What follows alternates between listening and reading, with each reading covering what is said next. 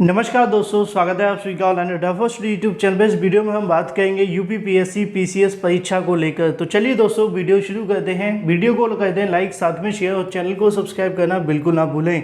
तो पीसीएस की शिफ्ट 1 का जो एग्जाम है वो कंप्लीट हो जाने के बाद से आपका कितना स्कोर रहा, किस प्रकार के आप सभी ने क्वेश्चनों को सॉल्व किया, कितना स्कोर आपका बन रहा है और क्या आप सभी ने जो स्कोर किया है वो सही है या गलत, इसकी जाँच आप सभी को इस वीडियो के माध्यम से की जाएगी। तो वीडियो को पूरा देखें, साथ में वीडियो को लाइक और शेयर करना बिल्कुल ना भूलें, जिससे कि आपको इसी प्रकार की ऑथेंटिक जानकारियां आप सभी को एक एक करके मिलती रहें।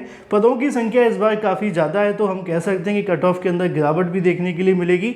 पेपर का पैटर्न काफ़ी अच्छा देखने के लिए मिला है। उत्तर प्रदेश से संबंधित बहुत सारे क्वेश्चन भी पूछे गए हैं। तो चलिए मैं आप सभी को एक एक करके सभी क्वेश्चन के आंसर बताता हूँ, आप लोग अपना सेट निकाल कर तैयार करें।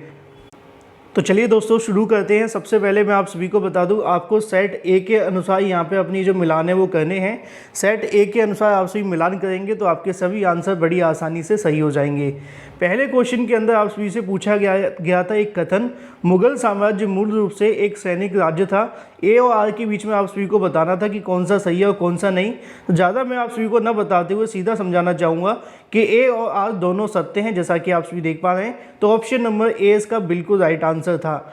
अगला क्वेश्चन आप सभी से पूछा गया था, निम्नलिखित में से कौन सा द्वीप कैरिबियन सागर में अवस्थित नहीं है। 4 ऑप्शन आप सभी के सामने रखे गए थे, राइट आंसर आप सभी को यहाँ बताना था। तो ये भी क्वेश्चन काफ़ी अच्छा था। इसका जो राइट आंसर था मडीरा, ऑप्शन नंबर सी इसका बिल्कुल राइट आंसर होगा।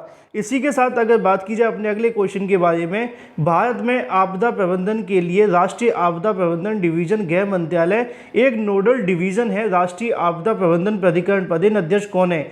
तो इसके बारे में आप सभी को पता होना चाहिए था। राइट आंसर इसका जो होगा वो होगा प्रधानमंत्री। ऑप्शन नंबर अगर हम बात करते हैं तो ऑप्शन नंबर ए इसका बिल्कुल राइट आंसर हो जाएगा, प्रधानमंत्री। एक बात मैं आप सभी को बता दूं, तीसरा क्वेश्चन हमसे थोड़ा सा मिस हो गया ऊपर वाला, इसको भी हम यहाँ पे क्लियर कर लेते हैं। भारत में थोक मूल्य सूचकांक की अगर बात की जाए तो आंकड़े किसके द्वारा जारी किए जाते हैं? रिजर्व बैंक तो जारी करेगा नहीं, वाणिज्य उद्योग मंत्रालय। ऑप्शन नंबर बी इसका बिल्कुल राइट आंसर था। ऑप्शन नंबर 4 की अगर बात की जाए तो प्रधानमंत्री इसका बिल्कुल राइट आंसर है। उत्तर प्रदेश के बजट 2021 और 22 की किस योजना के अंतर्गत विद्यार्थियों को टैबलेट देने की घोषणा की गई थी? तो अभ्युदय कोचिंग योजना इसका बिल्कुल राइट आंसर आप सभी को पता होना चाहिए। इसी के द्वारा उत्तर प्रदेश के अंदर फ्री कोचिंग भी चलवाई जा रही है, अगर आपको याद होगा तो। निम्नलिखित में से कौन सा कोको का प्रमुख उत्पादक नहीं है? 4 ऑप्शन आप सभी के सामने, राइट आंसर आप सभी को बताना था। तो ऐसे में सी और डी तो बिल्कुल भी नहीं है, लेकिन अगर बात की जाए ए और बी के अंदर, यहाँ पे कोको का उत्पादक नहीं किया जाता है। तो ऐसे में ऑप्शन नंबर ए इसका बिल्कुल राइट आंसर होगा। बाकी इसको लेकर थोड़ी सी कन्फ्यूजन है, आपने दोनों में से कौन सा किया कमेंट करके अवश्य बताएं। निम्नलिखित में से भारतीय संविधान का कौन सा अनुच्छेद आकस्मिक निधि से संबंधित है? 4 ऑप्शन आप सभी के सामने, राइट आंसर आपको पता होना चाहिए। तो 267 इसका बिल्कुल राइट आंसर होगा, ऑप्शन नंबर सी।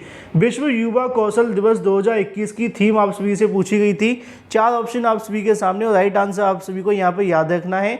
इसका जो राइट आंसर होगा reimagining youth skills post pandemic. Option number D इसका बिल्कुल राइट आंसर हो जाएगा, इसको आप सभी याद रखें, ऑप्शन नंबर डी। इसी के साथ कोविड-19 महामारी की दूसरी लहर के समय किस संस्थान ने नाइट्रोजन जनरेटर को ऑक्सीजन जनरेटर में बदलने का प्रदर्शन किया था या फिर करके दिखाया था? तो 4 ऑप्शनों में से इसका जो राइट आंसर होगा आईआईटी बम्बई इसका बिल्कुल राइट आंसर हो जाएगा, ऑप्शन नंबर बी। इसी के साथ अगर बात की जाए, निम्नलिखित में से कौन सा कारण भारत के उत्तर पश्चिम भाग में शीत ऋतु हेतु होने वाली वर्षा के लिए उत्तरदायी है? 4 ऑप्शन आप सभी के सामने, राइट आंसर होगा पश्चिमी विक्षोभ। ऑप्शन नंबर बी इसका बिल्कुल राइट आंसर था, माफ कीजिए सी। इसी के साथ अगर बात की जाए, फ्लाई ऐश प्रदूषण होता है। 4 ऑप्शन आप सभी के सामने, राइट आंसर आप सभी को याद रखना है। तो इसका जो राइट आंसर होगा, ताप विद्युत संयंत्र से निकलने वाला फ्लाई ऐश प्रदूषण देखने के लिए मिलता है, जिसको आजकल इस्तेमाल भी किया जा रहा है सरकार के द्वारा।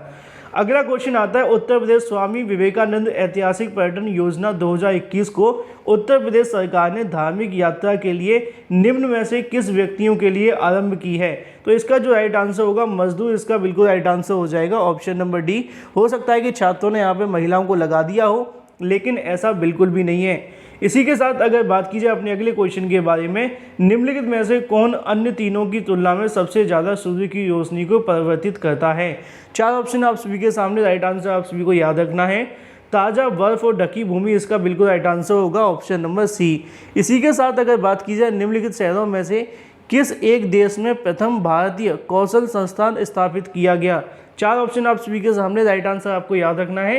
तो उत्तर प्रदेश इसका बिल्कुल राइट आंसर होगा। और यूपी पीसीएस का एग्जाम है, इस बार यूपी के बहुत सारे क्वेश्चन आपको देखने के लिए मिले भी हैं।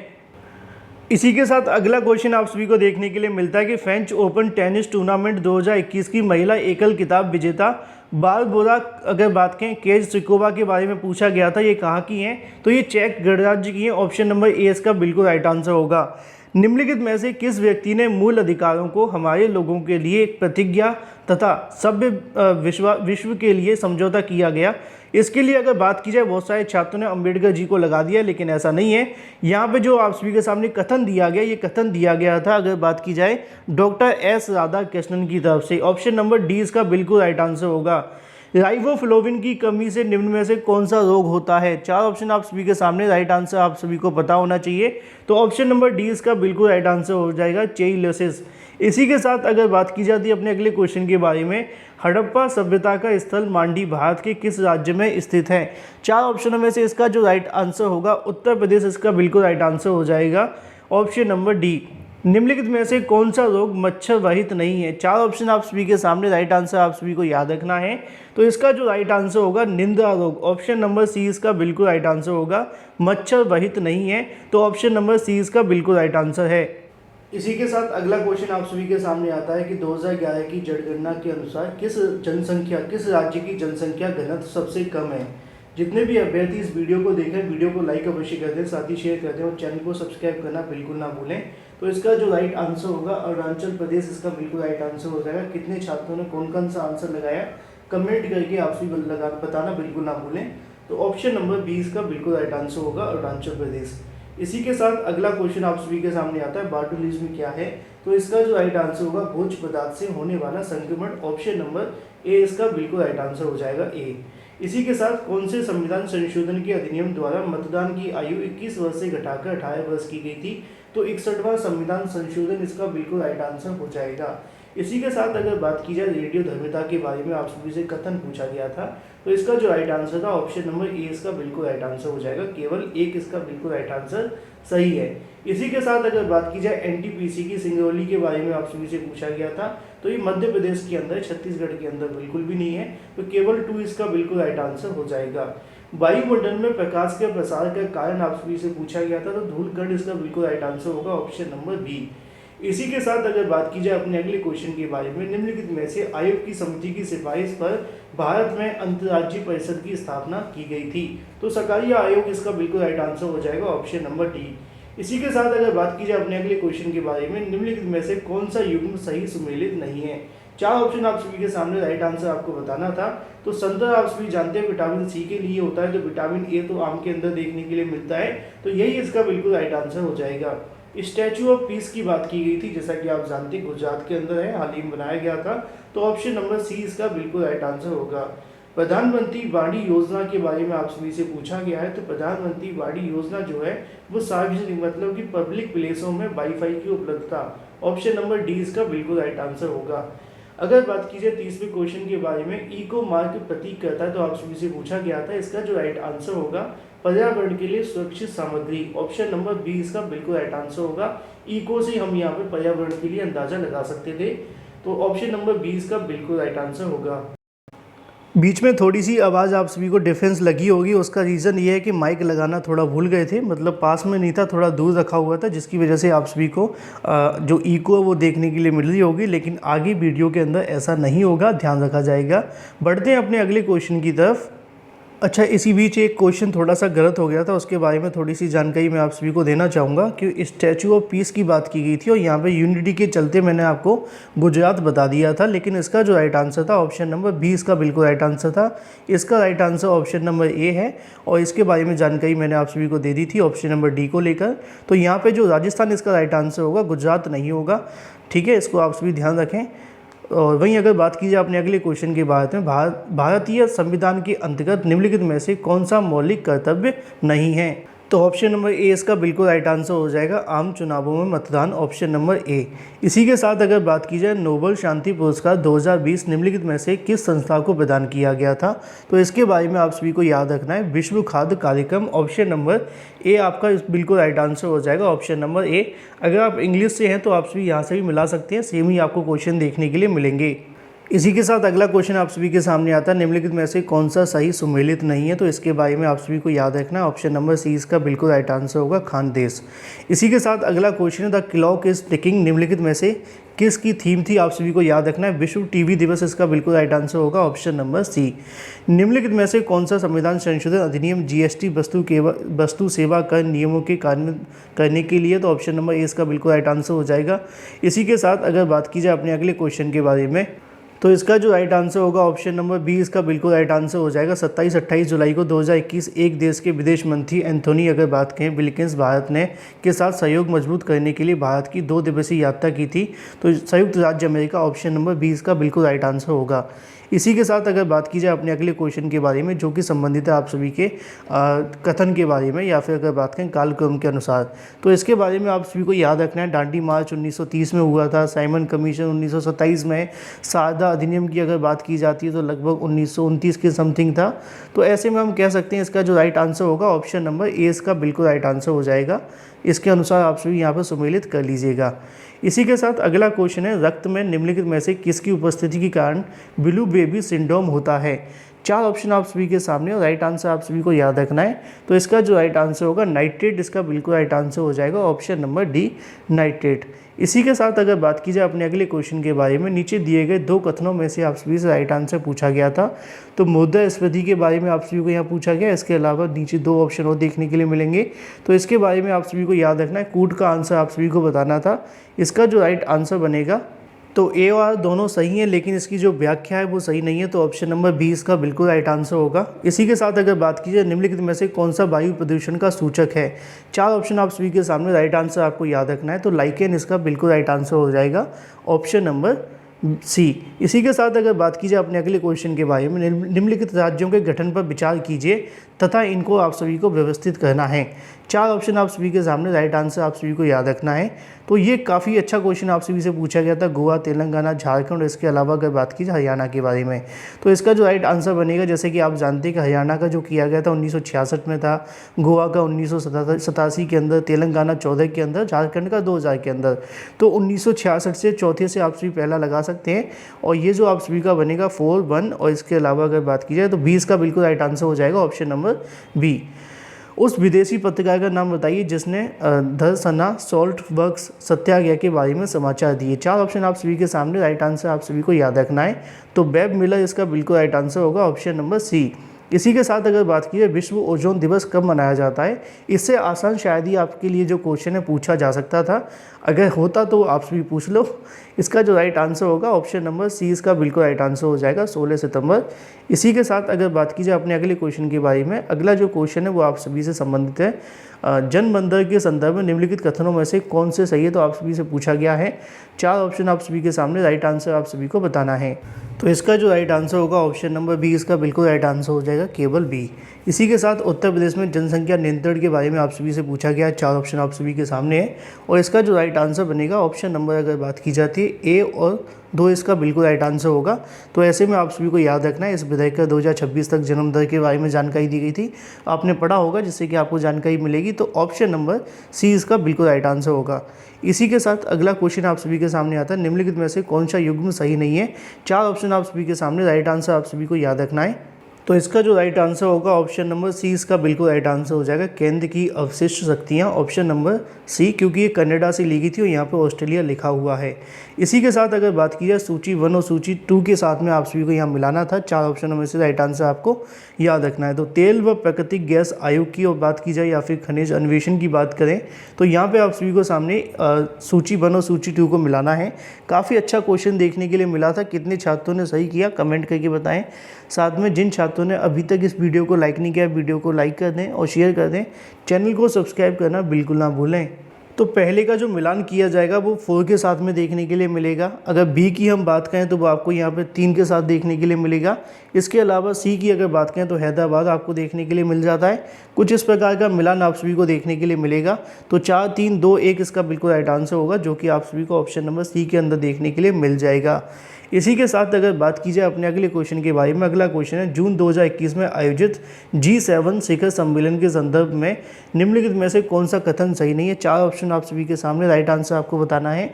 यूनाइटेड किंगडम इस शिखर सम्मेलन का अध्यक्ष था या फिर ब्राजील अतिथि देश के रूप में था। तो 4 ऑप्शनों में से राइट आंसर आपको याद रखना है। इसका जो राइट आंसर होना चाहिए केवल एक या केवल दोनों में से। तो इसका जो राइट आंसर होगा ऑप्शन नंबर ए इसका बिल्कुल राइट आंसर हो जाएगा, केवल एक। इसी के साथ अगर बात करें भारतीय संसद के लोक लेखा समिति संवीक्षा करती है। 4 ऑप्शन आप सभी के सामने, राइट आंसर आप सभी को याद रखना है।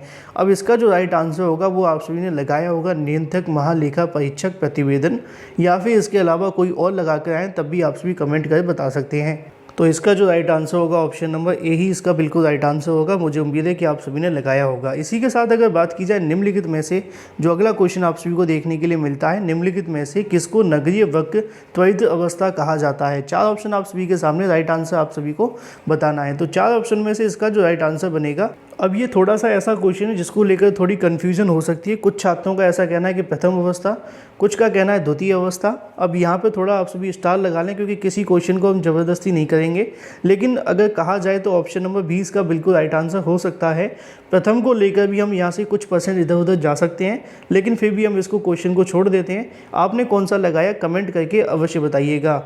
इसी के साथ अगला क्वेश्चन आप सभी को देखने के लिए मिलता है, राजा रणजीत सिंह ने किस स्थान पर अदालत-ए-आला की स्थापना की थी। 4 ऑप्शन आप सभी के सामने, राइट आंसर आप सभी को बताना है।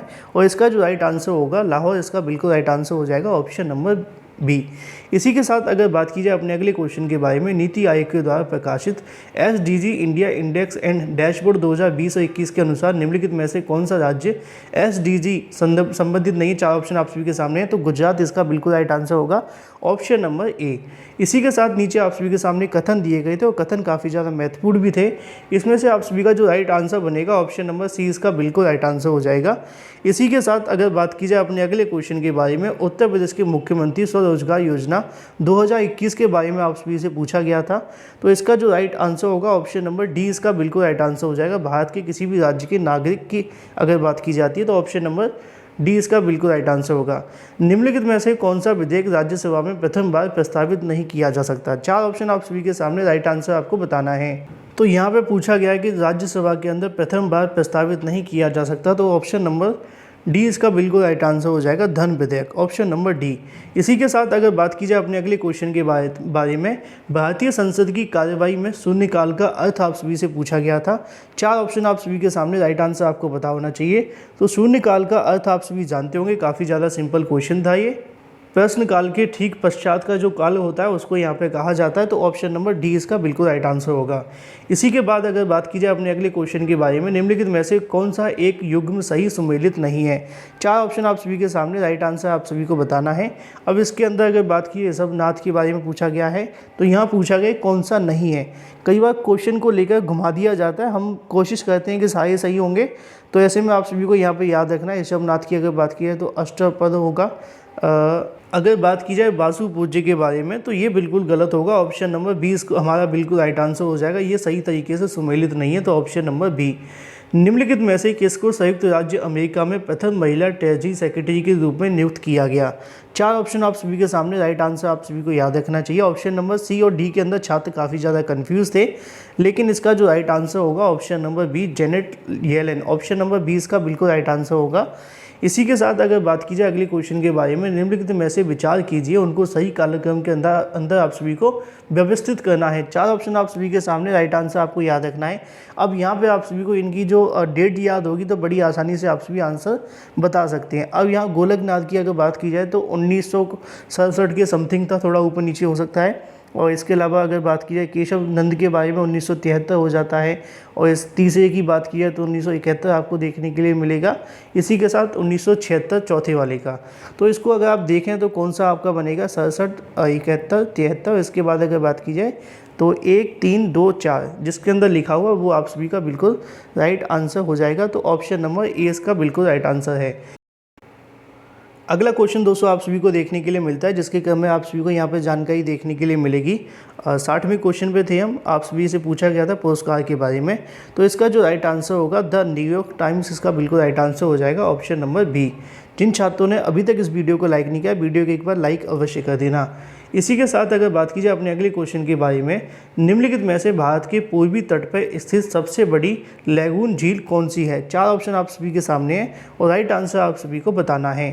तो इसका जो राइट आंसर होगा ऑप्शन नंबर बी इसका बिल्कुल राइट आंसर हो जाएगा। चिल्का लैगून झील के बारे में आप सभी से बात की गई थी, सबसे बड़ी लंबी लैगून झील जो है वो यही है। ऑप्शन नंबर बी इसका बिल्कुल राइट आंसर होगा।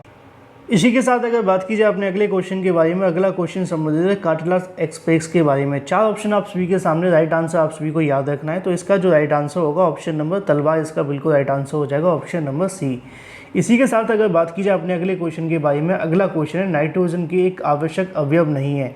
4 ऑप्शन आप सभी के सामने, राइट आंसर आप सभी को याद रखना है। तो RNA का इसका बिल्कुल राइट आंसर हो जाएगा ऑप्शन नंबर बी। इसी के साथ अगर बात की जाए अपने अगले क्वेश्चन के बारे में, निम्नलिखित में से कौन सा शब्द भारतीय संविधान की प्रस्तावना में उल्लेखित नहीं है? 4 ऑप्शन आप सभी के सामने है और राइट आंसर जो होगा संघीय, इसका बिल्कुल राइट आंसर हो जाएगा। इसी के साथ अगर बात की जाए अपने अगले क्वेश्चन के बारे में, और अगला क्वेश्चन आप सभी को यहाँ देखने के लिए मिलता है, निम्नलिखित में से कौन सा आर्थिक विकास का प्रमुख कारक नहीं है? 4 ऑप्शन आप सभी के सामने, राइट आंसर आप सभी को यहाँ पर याद रखना है। शायद एक क्वेश्चन ऊपर छूट गए हैं, चलिए कोई दिक्कत नहीं, यहाँ से कर लेते हैं। तो 65 का क्वेश्चन अभी मैंने आपको आंसर नहीं बताया था, इसका जो राइट आंसर है हसन निज़ामी, इसका बिल्कुल राइट आंसर हो जाएगा। इसी के साथ अगर बात करें, निम्नलिखित में से किस वर्ष भारत सरकार के द्वारा पर्यावरण अधिनियम पारित किया गया था? तो 4 ऑप्शनों में से इसका जो राइट आंसर होगा 1986, इसका बिल्कुल राइट आंसर हो जाता है। इसी के साथ अगर बात की जाए अपने अगले क्वेश्चन के बारे में, निम्नलिखित में से कौन सा आर्थिक विकास का प्रमुख कारक नहीं है? तो राइट आंसर होगा नौकरशाह, ऑप्शन नंबर डी इसका बिल्कुल राइट आंसर हो जाएगा। अगर बात की रिंग लेमन स्केल क्या है, तो आप सभी को याद रखना है धुएं को मापने के लिए इसका इस्तेमाल किया जाता है। तो ऑप्शन नंबर ए इसका बिल्कुल राइट आंसर होगा। इसी के साथ अगर बात की जाए अपने अगले क्वेश्चन के बारे में, जिसमें आपको कथन पूछा गया था, तो ऑप्शन नंबर ए और 2 दोनों के दोनों सही होंगे। ऑप्शन नंबर सी इसका बिल्कुल राइट आंसर हो जाता है। इसी के साथ अगर बात की जाए अपने अगले क्वेश्चन के बारे में, अगला क्वेश्चन आप सभी को देखने के लिए मिलेगा, जिसमें आप सभी से पूछा गया है शीत प्रकोष्ठ के बारे में। तो इसका जो राइट आंसर होगा ऑप्शन नंबर सी इसका बिल्कुल राइट आंसर हो जाएगा, श्वसन दर और हास्य के बारे में। तो इसका राइट आंसर होता है ऑप्शन नंबर सी। तो दोस्तों यहाँ पे आप सभी ने देखा कि लगभग हमने 70 क्वेश्चन कर लिए हैं। पार्ट 2 के अंदर आप सभी को बचे हुए क्वेश्चनों के जो आंसर है वो दे दिए जाएंगे, क्योंकि वीडियो बहुत ज़्यादा लंबा हो जाएगा, छात्र कन्फ्यूज हो जाएंगे। तो 2 पार्ट के अंदर वीडियो बनाकर आपको जानकारी दी जाएगी। फिलहाल ये पार्ट 1 था, जिसके अंदर आपको 1 से लेकर 70 तक के आंसर दे दिए गए हैं। बचे हुए क्वेश्चन के जो आंसर होंगे वो आपको अगले वीडियो के अंदर दिए जाएंगे, लेकिन वो तभी मिलेंगे जब आप लोग कमेंट करके जानकारी देंगे कि आपको आंसर की चाहिए, क्योंकि मेहनत काफ़ी ज़्यादा लगेगी, टाइम भी लगेगा। 2 मिनट के अंदर आप सभी के सामने बनाकर तैयार कर दी जाएगी। तब तक आप सभी कमेंट करके अवश्य बताएं। धन्यवाद।